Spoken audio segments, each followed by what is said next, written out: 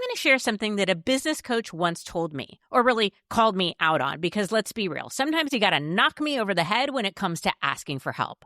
She basically said, you're not overwhelmed because you have too much to do. You're overwhelmed because you're trying to do too much of it yourself. And that's where Upwork comes in. Because one of the biggest growth hacks is realizing that you shouldn't do it all yourself. Upwork is a one-stop platform to find, hire, and pay expert freelancers across web and software development, data and analytics, marketing, business operations, and more. So instead of spending weeks trying to figure something out, you can bring in somebody who already knows exactly what they're doing. And if you want the best of the best with Business Plus, you can access the top 1% of talent on Upwork. And with AI-powered shortlisting, you'll get matched to the right freelancer in under 6 hours. No endless searching required. Visit Upwork.com right now and post your job for free. That is Upwork.com to connect with top talent ready to help your business grow. That's UPWORK.com. Upwork.com. Instagram teen accounts have automatic protections for what teens see and who can contact them, plus time management tools. And Instagram will continue adding built-in safety features to help create age-appropriate experiences. Learn more about teen accounts and Instagram's ongoing work to protect teens online at instagram.com/teen accounts. Quick pause. We expanded to YouTube because we keep hearing, I needed this 20 years ago. And the next generation shouldn't have to wait. So tell the young women in your world who are scrolling and watching to subscribe to This Is Woman's Work on YouTube.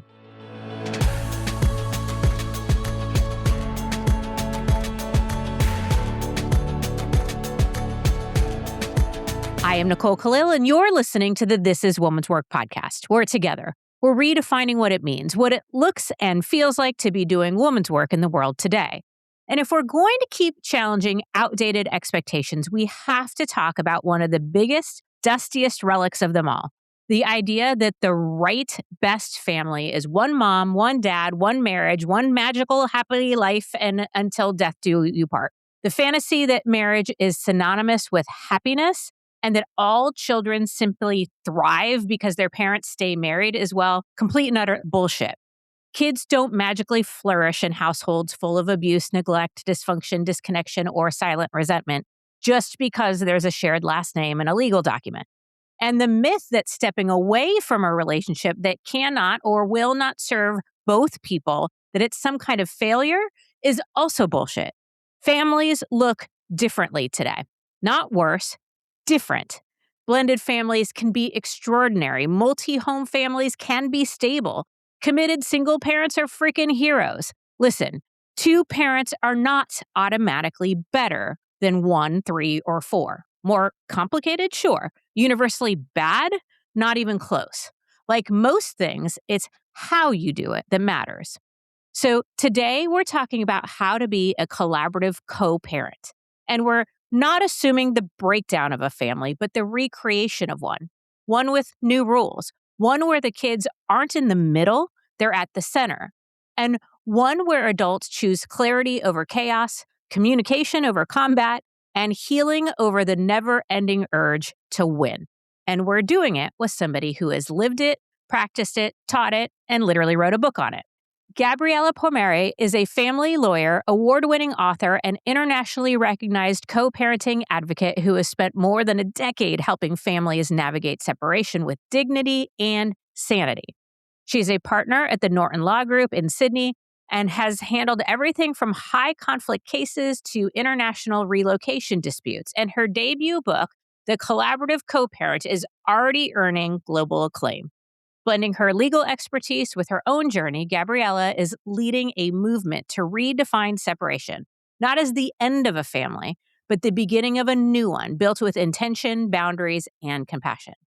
Gabriella, as I mentioned in my introduction, you have both professional and personal experience with separation and the creation of a new family. So I'd love to start by asking what's, in your experience, the first step in moving from conflict to collaboration, especially when there are hurt feelings and anger. And I have to imagine some temptation to get petty in some cases. The word collaboration, I think, is key. What are some steps to do that? Can I firstly just say, wow, I loved that introduction. I felt that so much and it was so real and so true. So thank you. I just had to say that. It My was pleasure. Thank brilliant. you. Now, look, I think it's really hard. The reality is, when you first separate, you are not going to be what I call a collaborative co parent. It takes some people weeks. The reality is, though, it takes most people months or even years. It took me, I would say, a good year before I could even step back and say, I think I'm doing this a little bit wrong. Even though I'm a family lawyer and I felt like I knew everything, I genuinely didn't. I didn't understand how hard it would be to look at this person who I thought I was going to spend my whole life with, who I thought I was going to have the family holidays with and grow a family with and have this child with, and say, now we need to still communicate and work things out together, even though we're not living together and maybe we don't even like each other anymore. So, firstly, it takes time. That's number one. And I think what makes someone want to be collaborative is that catapult, that moment that shocks you almost, where you say, shit, we need to do this better for our kid. And it might be that something's come up at school. It might be, sadly, that you start seeing your child suffering, or something internally just isn't working. So it's usually that gotcha moment where someone says, all right, we're the adults now. It's time to, as hard as it is, you might have had an affair, there might be conflict, there's probably a reason why you broke up. Forget that. I get that. Work through it. That's hard, and that's going to be its own healing journey. But put your kid first. That is what has to be at the center of your mind. And it takes someone to really make that active choice. You need to make that choice. It's not just going to come naturally. So I appreciate so much you saying to give yourself time and that it's going to take time and that this is not easy. It is absolutely hard. And I think, this idea of putting our kids first or having them be at the center of our lives comes fairly naturally to a lot of women. But in this situation, and maybe not naturally, maybe societally we have pressure to do that. I find most women are constantly thinking about what's best for their kids. But now you're in a time where something is going on in your relationship that feels very intimate between you and one other person, even though the kids are involved. So I guess my question is, any tips or questions or things that people could do to put their kids at the center, even during all of the turmoil? So maybe to prevent it having to be a big gotcha moment, or that your child is suffering. So I think the reality is that to do that, you need to start working on your communication from the outset. Because for me, and a lot of what I write about in my book and a lot of what I speak about is this idea of communication. And what I often see, and look, what I experience myself too, and what a lot of my clients experience, is communication breaks down early because of things like emotion and grief. We are hurting, we're healing ourselves, and whilst you're still healing, you're finding it difficult to co-parent, to get on for the sake of your child. So if what you can do from the beginning, from the moment you separate, is say, I'm going to keep my communication really neutral. I'm going to keep my child at the forefront. And what that means is any decision I make, forget how it affects me. So many of us as parents and as mums especially, we're trying to do what we think is best, what's going to work for us. And I find with dads especially, it's like this idea of fairness and what's right and what's mine. It's not. So when you're making those decisions and when you're communicating, always think, is this genuinely benefiting my child? Number one.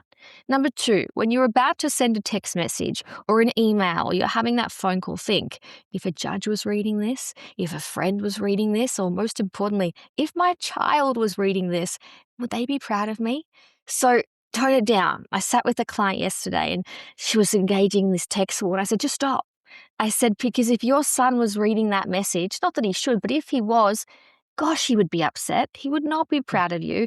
Keep it business-like. So yeah, a business-like relationship with your co-parent through communication and decision-making is going to avoid that gotcha moment, because from the outset, you're doing things with your child in mind.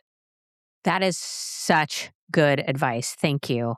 I know in your book you talk about 4 modes of communication, and I just want to hone in on that because, as you said, communication is so important. Mm. Could you tell us about those 4 modes briefly? Obviously, we want people to go get the book and dive into it deeper, but tell us a little bit about those 4 modes. Yeah, I think they're so important. And it's a big thing because, as I said before, as soon as that communication breaks down, that co parenting relationship breaks down and your child is impacted. So they listen, pause, reflect, and respond. And listen doesn't just mean, hey, my co parent's talking, I'm listening, or I'm pretending to. It means actually hearing what that person is saying. So if they're speaking to you and it might be something that causes anger, it might be a really soft point for you, something difficult, but hear it out. Give that person the respect of, I'm here, I'm listening, tell me what you want to say. And then pause. And that power of the pause is so important. It's probably the utmost important part of any relationship. I don't think this even, matters whether you're getting divorced, separated, co-parenting, or in a business or whatever, but just pause. You do not need to respond immediately. You need to digest what's being said to you and actually think about, okay, I have the power now as to what comes next. I can either make this high conflict and come back with something really difficult and make this a bit of a war, or I can go away and think about the most appropriate way forward that's going to benefit my child. And then we start to reflect. So we reflect on, okay, do I pause now for 3 minutes, 3 days? How long do I need to come back with what's being said to me? And then I go back and I respond with something that I've thought about with respect and that's going to move the issue forward. As co-parents, and I think any relationship that's a little bit high conflict or that's had its difficulties, you automatically just want to fight back. You've heard something and you're probably just hearing the negative in what's being said to you. And that's just the dynamic often of a separated couple. We're not all best friends. And even when we are, there's still this underlying need of, I want to win. I want to be the person that comes out of this conversation having either got what I want or I've won or I'm the one. So go away. What's going to benefit my child? Are they going to be happy with what I'm saying? And at the end of the day, who cares if I'm right or wrong? Who cares if I've won? What's my child getting out of this? Are we doing something that will benefit them and their long-term future? I love that. Phenomenal advice. And I know somebody listening is like, okay, that's all well and good, but my ex is a dick or a narcissist or a psychopath or whatever we want to call this person, right? And I think that there is some truth to you can do everything according to what you're saying, but this is still a 2-person relationship, even if you're separating. So any advice for how to deal with somebody who isn't putting the children at the center and who isn't making this even moderately easier than it needs to be? Any thoughts there? Absolutely. And you're so true and you're right, because I do see this all the time. And it's probably more common than the couple who says, hey, we can get along. And that's why so many women do leave relationships, because you get to that point where you can't live with that person anymore and it's not healthy and it's not healthy for your children. So all you really can do is model yourself how to be a collaborative, a positive co-parent and put in place really strong boundaries. Boundaries are everything. And so many women come to me and say, I can't put these boundaries in place because it's going to ignite further conflict. It's going to create rage in him. It's going to make him angry. And I say, so what? You need to put in place the boundaries to help you. You're probably the primary parent. That's the reality of it. And you need to do what's going to serve you first. So firstly, your health, your mental well-being, all of that is important.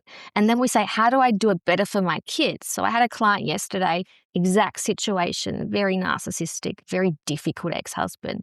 And she said, but my girls need my dad. And that's true. Kids generally, when there hasn't been significant family violence and drugs and those sorts of issues, do need both parents to an extent. And she said, how do I do it though? Well, we cannot communicate. I'm getting barrages of text messages that are harassing me, that I feel genuinely intimidated and scared of.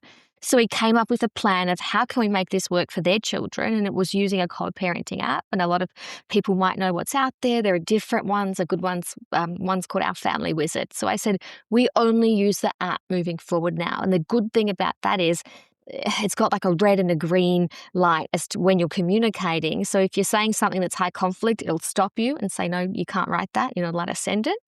If you're trying to guilt trip the other parent, it'll also monitor that to say, no, there's a better way of writing that.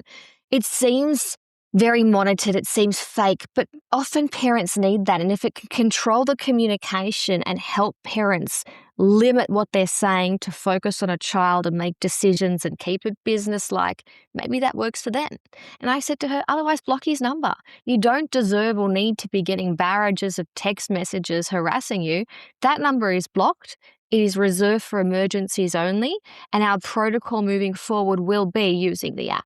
Other boundaries are things like I simply won't respond. If it's after 8 p.m. at night, I'm not going to let you affect my sleep, affect my night. You will get a response tomorrow. So easy for me to say, but if you can try and put in place some boundaries and take back a bit of that control, you're the person who gets to decide what the co-parenting relationship looks like. My book doesn't have all the rules. It's got some tips as to how to do it better. But at the end of the day, you know what's going to work for your family and the dynamic of your relationship with your ex. Yeah. I did not know apps like this existed, and what an amazing tool to have, especially for situations like this where somebody just refuses to respect boundaries or really, really wants to push buttons. So can you give us, I don't know why, but holidays keep popping up in my brain as times where boundaries might need to be discussed and decided and held to. But I'm sure there is a lot of examples. What are maybe some things that you see come up fairly frequently that you might want to think about to have boundaries around if you're about to or if you're going through a separation? Yeah, look, I think holidays, whether that's Christmas, birthdays, any sort of special occasion is difficult. And I do think it goes back to the idea of we were a family. We had this idea, this dream of doing it together. We were going to have the big birthday parties. We were going to have our family at our homes. And now we're not. And you might be by yourself, or it might be even more complicated where all of a sudden you've got a new partner, or your ex has a new partner, and you've blended families and there are stepchildren involved. And one of the most difficult parts, and I'm sure it's something we'll get to, is when there is this new person, that breaks down the relationship as well. So when you've got special occasions, I think it's so important to plan early. I think kids need to know where they're going to be and when. It can't be a big debate, a high conflict situation a week before Christmas. You know, the day before a child's birthday where kids still don't know, am I going to mum's? Am I going to dad's? Is it okay to spend time with both of them? Will one parent get upset if I want to spend time with the other parent? So plan early, have changeover location, changeover time in place early so everyone knows it, and be clear on it. But having said that, a bit of flexibility as well, particularly over the holidays and those sorts of things. When you've got Christmas, even Thanksgiving, plans don't always go to place. There might be weather issues. A celebration might go over a little bit. You need to be somewhat flexible in that. Send a message, be courteous, I'm half an hour late, but don't fight back a war and ruin your child's Christmas or special occasion because the other parent is half an hour late. We have to put up with that sometimes, okay? But I find that those sorts of situations are difficult. So communication is going to be so important at that time of year, planning, and letting your child know it's okay to spend time with their other parent. That's so important. We don't want our children having that guilt, and they often carry that guilt around the holidays because they're trying to make everyone happy. They should be free to spend time with whoever's family they want for the time they want. And the reality is, kids don't know half the time whether Christmas is the 25th of December or the 28th. So if you don't celebrate necessarily how you used to on Christmas or a birthday, do the celebration the next day. Make it just as exciting and special for your child so they know that they're still valued. My parents still love me just as much. I still get to celebrate just as much. But hey, I'm lucky now. I get 2 Christmases, 2 birthdays. Find the joy in a situation that's more unique. I'm going to say something that might make you feel better or worse, but either way, it's true. And that's nobody knows what they're doing when they start a business. But some people start anyway. Because the difference isn't readiness. It's getting into action before you feel ready and having the right tools to support you while you're figuring it all out. Shopify is the commerce platform behind millions of businesses around the world and 10% of all e-commerce in the US, from brands just getting started to household names. It helps you tackle everything in one place, from inventory to payments to analytics, so you're not juggling a dozen different platforms trying to force them to all somehow work together. You can build your store with ready-to-use templates, use AI tools to streamline your product pages, and get support anytime with their 24/7 customer service. It's time to turn all of your what ifs into with Shopify today. Sign up for your $1 per month trial today at shopify.com/TIWW. Go to shopify.com/TIWW. One more time, that's shopify.com/TIWW. You know when you find something you love or a great deal and you cannot shut up about it? Yeah, that's me with Quince. My sister told me about it, my friend who edits this podcast, colleagues, even women at a recent retreat. Apparently, none of us can shut up about Quince. And now I get it. My latest obsession is a trench coat I bought for my 3-month trip to Europe, and it had to check a lot of boxes. It needed to travel well, not wrinkle, look good enough for Europeans who somehow always look put together, and not cost a fortune. And this one nailed it. The fit is great, the fabric holds up, and the price was honestly shocking in a good way. Quince makes beautiful everyday pieces using premium materials with style starting around $50. They work directly with ethical factories to cut out the middleman, so you're paying for quality, not markup. Refresh your spring wardrobe with Quince. Go to quince.com/TIWW for free shipping and 365-day returns. Now available in Canada too. Go to QUINCE.com/TIWW for free shipping and 365-day returns.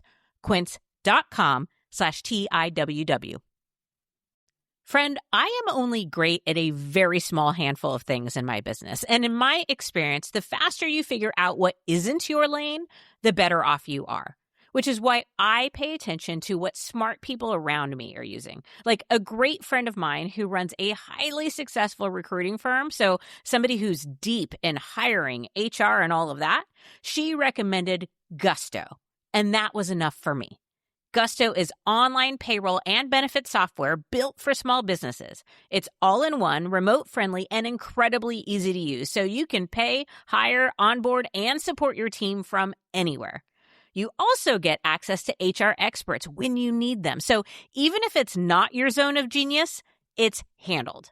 Try Gusto today at gusto.com/TIWW and get 3 months free when you run your first payroll. That's 3 months of free payroll at gusto.com/TIWW. One more time, gusto.com/TIWW. Yeah. This is an oversimplification. Obviously, I know it's more complicated than this, but I do think more kids enjoy having Christmas week than Christmas Day, right? Or Absolutely. Birth weeks. It's like, can we draw this still out a little? celebrate birthday week. Totally. Okay. What about communicating with your children? Communicating like what to share, when to not overshare. Like, how do we communicate with our children about how this new family is going to look? Because it's still their parents, but it's a new arrangement. So how do you communicate or set that up as well as you can with your children? It's such a confusing time, and it really comes down to the age and the stage of development, the maturity of children. A lot of parents come to me and they have this idea of we need to sit down together as a family. We need a family meeting to tell them what's going on. That's not true. And if you're separating, you're divorcing, it's high conflict, you probably can't sit down as a family and jointly tell them what's going on because you have different opinions and you probably don't agree with the reason behind the separation or what's the plan moving forward. So my view is you do need to tell your children. I've had too many people who continue living in the same house and live in this fantasy land of we'll just not tell them. We'll live together, we'll be separated, they'll think everything's okay. Kids know. Kids pick up on everything from body language to communication. They know when mum and dad are fighting. They know when mum and dad are sleeping in separate bedrooms and no longer have that love. They don't hold hands anymore. They don't sit next to each other at a table. They don't smile at each other. Why would we put our children through that growing up thinking that's normal?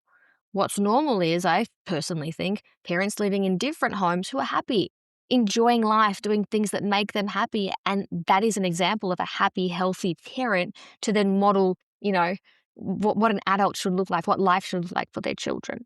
So when you're telling your children, they don't need to know the ins and outs of what happened. It could have been the worst affair.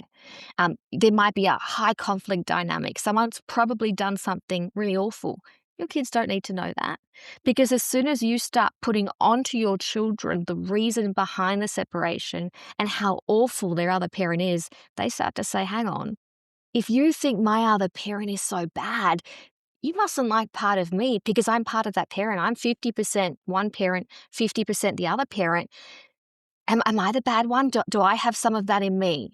So the biggest thing, and I know it's hard because I do it myself. I'll do the occasional eye roll when my son says something about his dad, and then I stop myself and I say, oh, that wasn't good, because he's picked up that whatever he's just told me didn't sit well with me. And these things are always going to happen and we can only learn from them. So first thing, don't let them know what's going on. To really reassure your children about their future, they are scared. It wouldn't matter if they're 5 years old or 15. They want to know what's happening. Am I moving house? Am I going to have to find new friends? Can I not be in the same soccer team? Am I changing school? So that reassurance is really important. Whatever the plan's going to be, they're at the forefront. We love you. We're going to do our best to keep things stable and secure for you. Same school. If you can stay in the house, great. If you can't, we're moving to a new house. How exciting is that? New bedroom, new sheets, pick some new toys. We'll decorate it how you want. You don't want your emotion coming into it. So if you are moving homes, I'm sure it is causing you lots of grief. It is one of the most difficult periods of your life. But don't share it with your child, because they will carry that grief and that guilt. They often then start thinking, is it my fault? Did I cause this? Was I the reason for my parents' separation? So keep them out of it as much as you can. Mask your emotion from them to protect them. They don't need to be involved. They're not now your best friend. I've seen too many clients, taking their kids on coffee dates and letting everything out. Your dad did this. I'm not getting my child support. We're not going on a holiday because your dad said no. And I do put some of those examples in my book and I say, I get it. It was hard. Stop, because that will impact your child. So much of social science tells us that it's a child's experience of their parent separation and how much they were involved, what they heard, what they were told, what they saw, that impacts their future, their relationships when they're married, when they have boyfriends, girlfriends, partners, and then when they start to parent. And so I think if there's one thing anyone can take away is remember that. What I'm doing now will impact them later. Their little brains are picking up on everything that they're being taught, and that will impact the way they do things when they're adults. There were so many mic drop important points in there, and you hit a few personal pet peeves of mine. For example, it's a pet peeve of mine when people call their kids their BFFs or my best friend. It's they're going to have lots of friends. You should have lots of friends. They're only going to ever have one person who birthed them. Why minimize the relationship you have by calling it something else? It doesn't elevate the relationship in my mind. It minimizes it. And the idea that we would share with our children as if they were our best friends is just mind blasting to me. You also said on the onset of that I want to reiterate that kids are way more aware than we think. That is also a personal belief of mine. I think they notice. I think they pick up on. I think they know what's going on no matter what we say, so much more than we think. And I also believe that we all, but kids especially, learn through experience and observation best.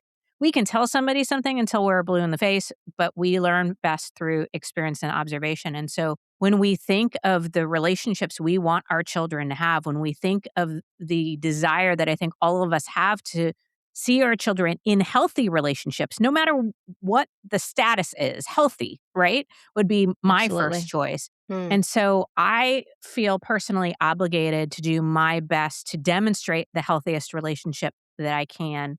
And if I can't do that with the person I thought I could, then it is in my child's best interest to do that in a different way.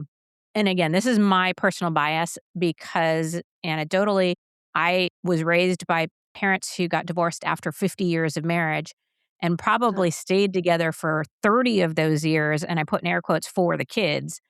But as a child in that relationship, I didn't see any benefit. If anything, it messed me up more than it helped me. So, just feel like there were so many really good points in there that I wanted to reiterate.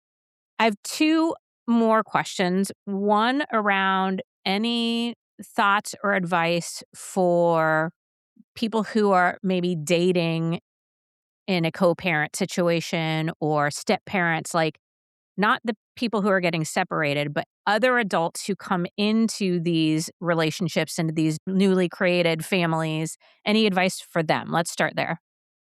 Look, it's tough. I'm repartnered. Now got a 1-year-old with my new partner, so we've got a little blended family, and it's difficult. And I think from the outset, and if I'm trying to put myself in his shoes and what he's had to go through, and this might not come across fantastic, but you know what you're getting yourself into to an extent. Don't date someone with children and with an ex unless you are prepared to be a role model in that child's life, because the reality is you're coming into a family. That family exists. Don't try and pretend you will never have to come into contact with the child's parent. You will. Even if those two parents hate each other, you will. There will be a school event. There will be a birthday. There will be some special occasion where you need to show face and smile and pretend everyone likes each other. So don't think that you've found this person, you're going to be together forever, and we're going to block out their old life. That's never going to happen.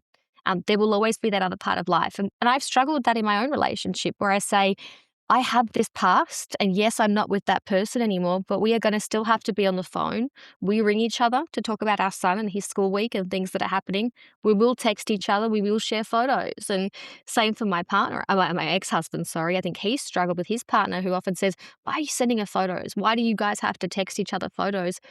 Because that's important to us. I'd like to see what my son's doing on the weekend when I don't have him. A little photo of him at the park makes me happy, and vice versa. So I think that's the first thing. The second thing is you will be sharing your time with your new partner, the person you are dating. So don't think that this person's going to always be free or be able to drop everything for you. They have a child or children. So it's really going to be this dynamic of, there are a lot of memes. I'm dating a single mum, so I get my 5 minutes a month, things like that. And that's the reality of it, A single mum or dad probably has to drop everything for something at school if a child is sick. And they need to be a lot more child-focused in the way that they organize dating. It's hard. Can I go out at night? Does it have to be a day date? Can I do sleepovers? If I'm going to do sleepovers, where is my child? So there's a lot more to think about. I think dating again after separation is difficult because you're juggling so much.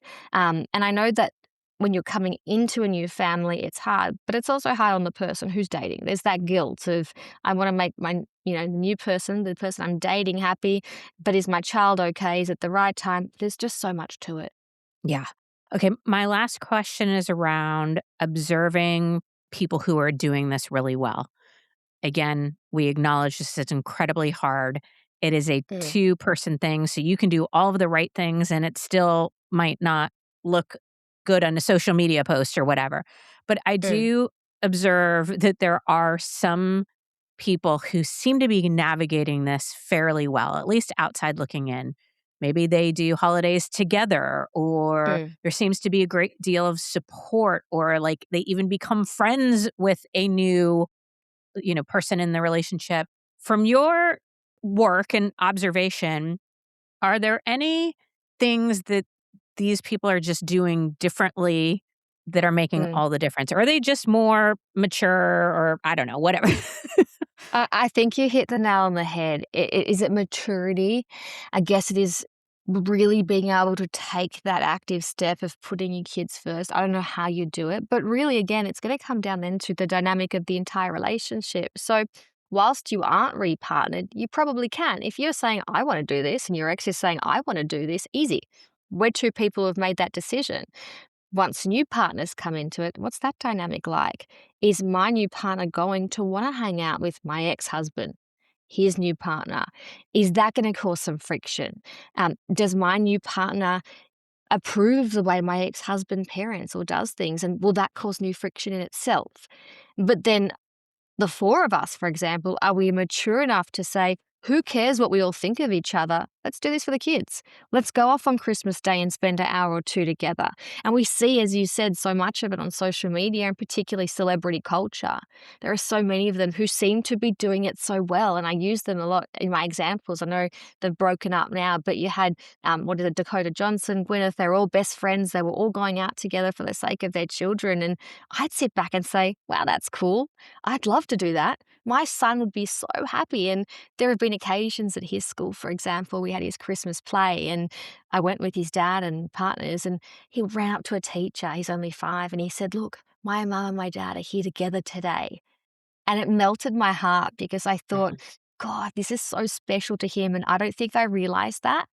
And so maybe it is, I call them gotcha moments like that, where as a parent you say, wow, for me, this was the worst day ever because we had to all sit together. But gosh, that was special to him. So maybe I'll keep doing it. Well, I, for one, am so grateful that you're doing this work and that you put out this book. When I saw the title alone, I was like, yes, we've got to talk about this. So the book, again, is called The Collaborative Co-Parent. You can get it on Amazon or wherever it is you buy books. Let's keep our local bookstores in business. And you can also find Gabriella on Instagram at Gabriella Pomare. And we will put all of the links, all of the ways to find and follow Gabriella in show notes. And Gabriella, thank you for being our guest and for doing this very important work. Thank you for having me. Honestly, it's been a great conversation. Absolutely my pleasure. So, friend, let me be clear on where I stand. Am I pro-divorce? Yes. If you're in a miserable marriage, is wildly unhealthy, or does more harm than good to anyone and everyone involved, including your kids, yes, then I'm pro-divorce. And I'm also pro-commitment. It's one of my core values. I'm not suggesting you walk away from a marriage just because you hit a tough season or because you're temporarily annoyed, because that's not commitment. That's convenience. And commitment still can look different than till death do us part. It can also look like prioritizing your kids' well-being over your own pride. Commitment can look like choosing collaboration over pettiness. And it can look like holding boundaries that protect rather than winning, proving a point, or getting even.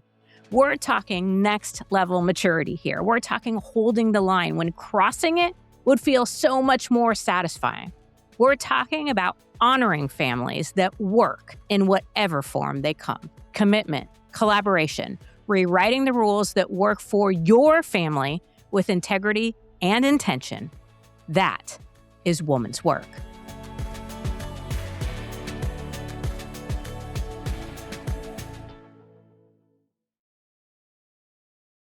Hey, business owners, the NFL season is a big revenue driver. Now there's a smarter way to get ready. EverPass is the only authorized commercial platform for NFL Sunday Ticket, delivering every live out-of-market regular season Sunday afternoon game. Lock in the best offer now with up to 40% off, saving up to $2,500. For the first time, you can pay over 9 months. Get up to 6 free devices and a free bar kit. Sign up by April 27th. Visit everpass.com. Limited time offer. Terms apply.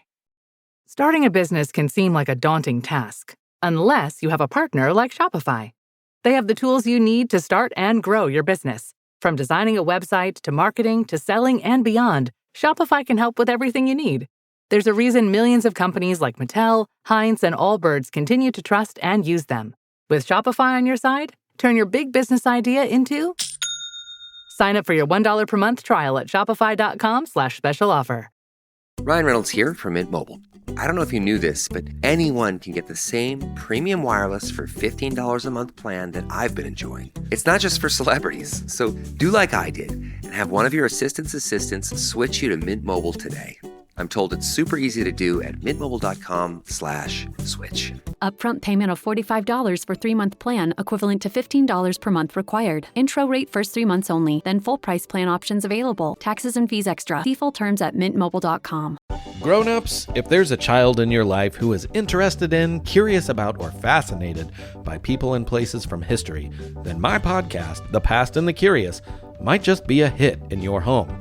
From the invention of microscopes to world-traveling dogs to fashions of the 1890s, gold rush ghost towns, and audiences going wild for walking competitions, we've got a little bit of it all. Hosted by children's author and museum educator Mick Sullivan, that's me, the show is fun, funny, engaging, honest, and beloved by kids and parents alike. Find The Past and the Curious at all the usual podcast places.